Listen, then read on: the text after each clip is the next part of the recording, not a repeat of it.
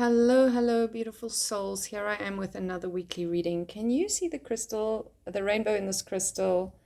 I love looking for rainbows in crystals. These are naturally occurring and so remarkable.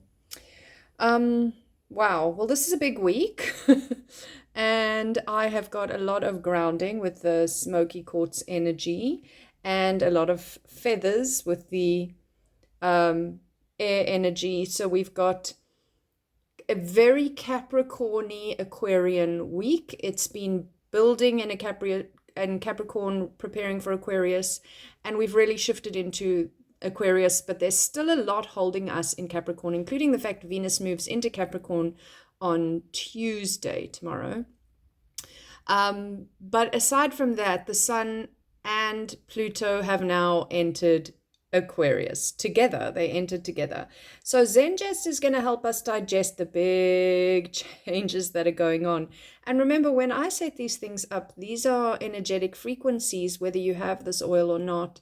It will ripple to you on some level if you're watching this reading, because that is just how the energetics work.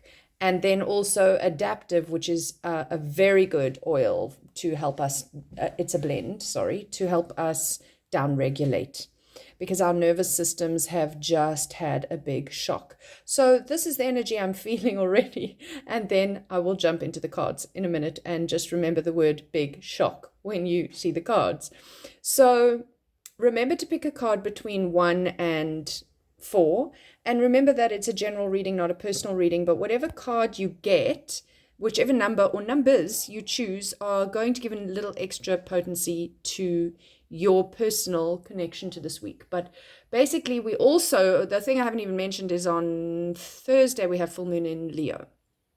Leo is opposite Aquarius, and it's really there to balance out a lot of this big Aquarian sort of influx of energy that we're experiencing. I am doing a full moon in Leo reading. I'm a little slow on that. It will be recorded today and loaded today, same day as this card reading, Monday, for Thursday's full moon. So I'll give you more detail on that there. But mostly here, the most important thing is Pluto's shift into Aquarius with the Sun. The Sun will slowly this week get a little bit of distance from Pluto, which will help us to feel a little calmer. And then, of course, we have Venus stepping into Capricorn and the full moon in this week. So it's a busy week. Let's jump in. Check what number you want. And here is our weekly reading. So when I said we had been shocked, I was not kidding. I just laughed out loud when I saw that we had drawn the Tower card, because that is what that is. You may even think about the Tower card as you've built your tower, you have your foundations, you have built what you thought was important, and then lightning strikes and the whole tower comes down. It burns to the ground. And that is a shock, because you thought you were there, you thought you'd made it, you thought your legacy was assured, and then it wasn't. Very strong indication of Capricorn in that whole kind of concept of having built it all up, top-down power, and then have it all come crumbling down. And then, interestingly enough, the 17, which is upside down, the star card, so we've gone from 16, the tower, to 17. So there is like a really lovely actual sequence in this particular reading, because the major arcana are an archetypal journey, and the sequence is important. We don't only work in the sequence, we jump back and forth, and there's a whole lot of complexities in there, but the sequence tells a story, and we literally have gotten 2 chapters of the story. And this is not a Capricorn card. I don't want you to think it's a Capricorn card, but there is a lot of Capricorn in the story that we can see in this card. This is actually the card that links to the sign of Aquarius. So we can kind of see Capricorn into Aquarius in many ways here. We can see the fall of Capricorn, we might say, because all of the signs, all of the archetypes have their shadow and light, and it's really easy for us to just get stuck, depending on your personality, in the dark side of every sign or on the light side of every sign. But really the important thing is to try and integrate those energies, because they are both shadow and light. In everything there is shadow and light, there is yin and yang. So if we looked at this as Pluto has just left Capricorn after 15 years, and we look at this as the excavation of Capricorn energy is now complete. There will be a tiny little back dip for a few months of this year, and then it's completely done. But ostensibly, this is kind of it. Like last year, we had a tiny little dip into Aquarius to give us a taste of things to come. And this year we have a tiny little dip back of Capricorn just to remind us the lessons we've learned. And that'll be later in the year. But for the most part, that's it. Capricorn is done. Pluto and Capricorn will not happen again for almost 250 years. It's a long cycle. So when we look at the Tower card and we go, wow, the Tower card is a fast card generally, a sudden shift and change. And we might think, well, it's not exactly sudden when it's been taking 15 years for us to experience it, but that sudden, it feels sudden, the shift into Aquarius. And I often feel a bit of Uranus in this card as well, with it being lightning bolty and all that, even though traditionally it's also not the card associated with Uranus. But I do feel a bit of Uranus in there with the lightning bolt. And Uranus is the modern ruler of Aquarius. So it's almost like with that shift, there was lightning bolts, Uranian shocks thrown into the sort of sign behind. It's as if Pluto had the exhaust, as Pluto was crossing the border from Capricorn to Aquarius, his exhaust fumes sent out a few last bolts of lightning to just pull what needed to be pulled to the ground. And a lot of that is the darkness in society, in particular with regards to power, in traditions, in big corporations, in all those sort of top-down power industries. That's where, that's where it has been really showing up. And the financial market sort of thing, like the beginning of Pluto and Capricorn was the 2008 stock market crash. So we started saying something about how people make their money, keep their money, who the distribution of money is going to be a theme. That's kind of how it started. So we want to look now as it starts in Aquarius and go, well, what are the themes? And definitely AI is going to be a thing, because ChatGPT launched when Pluto dipped his toe into Aquarius last year. So we know already a few themes that will come up, just based on history, just based on the head learning of these things, if you understand the archetypes, etc. But when we bring it down more personally, you're going to have to look at what is that showing up in my life. Pluto is not a personal planet. It's transpersonal. Things around you are going to be changing, but that doesn't mean that there aren't dynamics within you. When we see this card upside down, the star card is traditionally to do with hope and healing. And when it's upside down, we may feel hopeless. We may be in a healing crisis. We may feel like we've lost faith.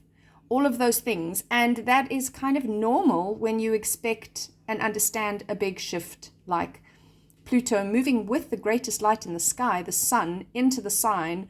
Really the promise of, I am going to shine my light, sun, into the darkest crevices, Pluto, so that we can eke out what isn't actually working anymore. And whether that is healing or not, it may feel like a healing crisis. It may feel faithless, hopeless, graceless, and not great at all. And in fact, if you're feeling those ways now, just give yourself some grace as best you can, because you're actually just in tune. You're just in tune with the planetary things. We're not really supposed to be feeling comfortable right now. Big change doesn't usually feel comfortable. But the promise of a new beginning. And if you think of Capricorn as a very, very good earth sign with beautiful, stable foundations, and we still have Venus is coming into Capricorn, Mars and Mercury are in Capricorn. So we have a lot of our personal planets doing the work. The Capricorn work. Let's rebuild. Don't give up, don't give up hope. Let's rebuild. We've got foundations. We'll shore them up. We'll break down what isn't working, and we'll start anew. Ace of Pentacles is such a beautiful promise of new beginnings. And it's a promise of fertile new beginnings, which is even more important. Fertile, lasting, grounded, manifested, beautiful new beginnings. So I really, really love that energy for us. And then we also have the 10 of Cups. So this is the beginning of a journey. So here we have consequential numbers, which is beautiful, part of the major arcana, which is, again, major arcana, I say this all the time, it's the outside of your control. These are the transpersonal, this is the big journey, so we can talk into Pluto, the transpersonal planet. This is history taking place. We're just one drop in that ocean. The personal planets that are still going to be in Capricorn this week quite strongly, they speak more to sort of the suit cards, the Pentacles, Cups in this case, but also Wands and what am I missing? Swords. So that's more a space you can work with more consciously. Now, I'm not saying don't work consciously with the archetypal hero's journey or heroine's journey. Absolutely work as consciously with it as you can, but realize that it is more out of your realm of control than your day-to-day. This is your day-to-day. And day-to-day, you can say, what do I do today to nourish my foundations, nourish my roots, nourish my family, nourish my body? Think of those foundational things, that those healthy habits or the unhealthy ones. But this is the promise of new healthy habits that build a healthy body, build healthy relationships, build a healthy work environment, etc. Then the 10 of Cups is an emotional card. And again, let's be honest, when there are all these changes going on, if you're not feeling a little bit overwhelmed emotionally, then there's more likely to be something wrong with you than if you are. So don't feel like you're failing at life because you're feeling completely scattered or overwhelmed or uncertain, or you don't know what the future holds in the country you live in or the economy you're around, or whatever it is that is making you experience these feelings in one or multiple spaces in your life. That would be super, super duper normal, healthy even. But now the 10 of Cups is traditionally a card of happy families, happy relationships, happy endings, you might say. It's the happily ever after card, I suppose. And if you've listened to me for a while, you know that I'm a bit allergic to the happily ever after, because there's no such thing as happily ever after, and we should stop conditioning people to believe there is, because I believe that's when we feel we're failing at life, because we don't get there. But we're not meant to get there. Life is full of happily for now, unhappily for now, all of the things combined. Nothing is ever after. The only thing we know is change happens. And for some of us, especially with strong fixed sign placements, we don't like change. It's hard. We resist it. We rage against the machine until we get something like a tower moment that forces our change to begin to unravel or begin to occur. Now, because we got this card upside down, it's kind of saying, I don't know if there's any point. Will I ever get there? How do I make my community, my family, my love life, my work less so, but still, any relational dynamics, any spaces you're emotionally connected to, how do I even fix it? How do I fix it? It's burned to the ground. My world is burning. The world is burning. What's the point? I'm never going to get to my happily ever after. I'm never going to get to my dream. And I think this is a classic time to change the narrative. There is no happily ever after. If that's what you're striving for, you're probably right. But there's happily right now. There's also challenge in every moment. There's also blessings in every moment. So for me, you should be feeling turned about emotionally with what's going on in the sky. But if you start to change your perspective, and Aquarian energy is amazing for perspective shifts. If you start to change your perspective and not expect yourself to suddenly have everything together. I have the perfect job, the perfect home, the perfect relationship, the perfect family, because, it's just going to be a harder learning curve for us if we don't start to realize that there is never a point at which everything is suddenly perfect and that's where it stays. I mean, that is literally the fairy tale stuff, and I love that in modern times they're writing the fairy tales in more modern and realistic ways. I think we are changing the narrative, but deep inside of us, that conditioning, it's hard to kill. It's hard to change. So be gentle with yourself. This is a really, really big week. And let's see about how do we change our hopelessness to hopefulness? And how do we change our happily ever after to gratitude in every moment for every color of the rainbow that shows up? I hope this has been helpful. Please check the link below this video if you would like any personal readings, and I will see you again next week. And keep an eye out also for the Leo full moon reading, which will be coming up shortly.